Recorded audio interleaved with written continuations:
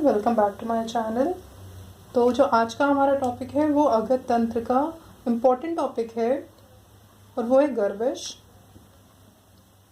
तो सबसे पहले हम देखेंगे गर्विश की परिभाषा। तो परिभाषा है इसकी, नाना प्रकार के प्राणियों के अंगों से उत्पन्न मल, विरुद्ध आहार व औषधियों की भस्म तथा अल्प वीर्य वाले विषों के योग को गर्विश कहते हैं।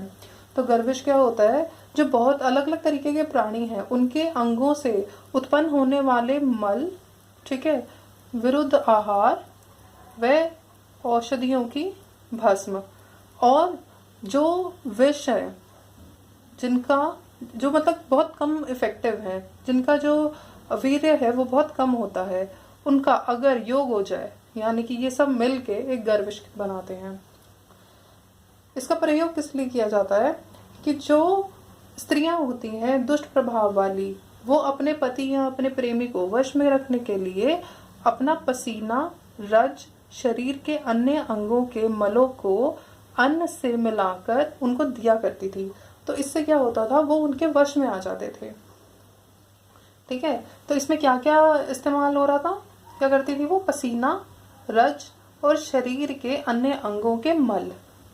ठीक है, अब गर्विश शरीर के ऊपर इफेक्ट किया है या नहीं किया, तो उसका हमें लक्षण क्या नजर आते थे शरीर के ऊपर, कि जो शरीर है वो कृश हो जाता था। ठीक है, पांडु वर्ण का हो जाएगा वो, उसकी जो जठराग्नि है, जो अन्न को पचाने की शक्ति होती है, वो बहुत कम हो जाती थी, मतलब उसका खाना पचेगा नहीं। दिल की जो धड़कन है वो तेज हो जाएगी, आदमान हो जाएगा, यानी कि एब्डोमिनल डिस्टेंशन, सूजन हो जाती थी हाथों और पैरों में, जो शोथ हो जाता है।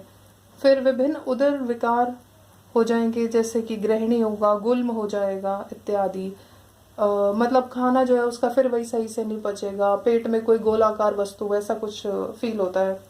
ठीक है, फिर ज्वर हो सकता है उसको, अशुभ स्वप्न आ सकते थे। कैसे स्वप्न आएंगे? जैसे सियार, शेर, बाघ, भालू, बंदर आदि जितने भी वन्य पशु हैं, या फिर सूखी नदियां, ऐसी जो मतलब चीजें नहीं, प्राकृत नहीं है, जो नहीं दिखनी चाहिए चीजें, वो उसको दिखेंगी, मतलब जिससे उसको डर लगेगा वैसी चीजें उसको नजर आएंगी। फिर इसके चिकित्सा में हम क्या करेंगे? चिकित्सा के अंदर सबसे पहले हम करते हैं प्रश्न परीक्षा। प्रश्न परीक्षा में क्या होता है कि हम उससे प्रश्न पूछेंगे पेशेंट से।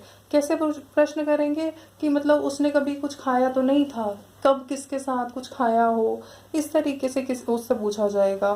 ठीक है, फिर और क्या पूछेंगे हम उसको, हम क्या चिकित्सा दे सकते हैं? तो हम उसको शोधन चिकित्सा देंगे। शोधन का मतलब क्या करेंगे? हम उसके शरीर के अंदर से हमें सफाई करनी है। ठीक है, तो हम सफाई करने के लिए क्या कर सकते हैं कि हमें, जैसे पंचकर्म के अंदर एक कर्म होता है वमन कर्म, जिसके अंदर हम उल्टी कराते हैं उसको, तो हमें वो उसको उल्टी करानी है। उससे क्या होगा, उसका जो हृदय है ना उसकी शुद्धि हो जाएगी। अब उस शोधन कर्म को हमें किसके साथ कराना है? उसके अंदर जो उसको हमें मेडिसिन देनी है वो होगा हमारा ताम्र चूर्ण, उसके साथ में हम मधु को मिला करके देंगे, तो वो हमारी शोधन चिकित्सा हो जाएगी। अब आएगा हमारा हेमप्राशन। हेमप्राशन का मतलब होता है जो हमें सोना होता है, स्वर्ण है, उसका हमें उसको पान कराना है। कैसे कराना है इसको कि हमें स्वर्ण की भस्म लेनी है 3 रत्ती, उसके बाद में मधु का सेवन कराना है, उसके साथ में मतलब मिला करके उसको देना है। जो स्वर्ण होता है वो सभी प्रकार के विषों को नष्ट कर देता है। उसके बाद में हम अगद का पान देंगे। ठीक है, जैसे कि हम उसको, उसमें एक घृत होता है, नागदंत आदि घृत, तो हम उसको वो दे सकते हैं। उसके बाद हम उसकी लाक्षणिक चिकित्सा करनी है। लाक्षणिक चिकित्सा मतलब जितने लक्षण आए उसके अकॉर्डिंग हमें चिकित्सा करनी है।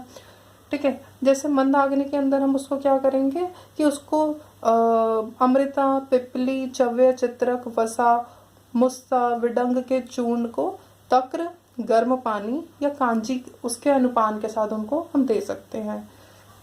अगर उसको श्वास, कास और हिक्का हो रहा है तो त्रिफला और घी के रस से बना मकोए का साग देना है उसको, और उस साग के साथ में त्रिफला और घी देना है। उसके बाद में हमें, अगर उसको उदर रोग हो जाते हैं तो उदर रोग के अंदर हमें उसको स्वर्ण की भस्म देनी है, उसके साथ में निर्गुंडी, निर्गुंडी के अंदर भृंगराज और साथ में पुनर्नवा। तो ये 4 चीजें मिला करके उसको उदर रोगों में देना है। तो ये हो गया हमारा गर्विश कंप्लीट।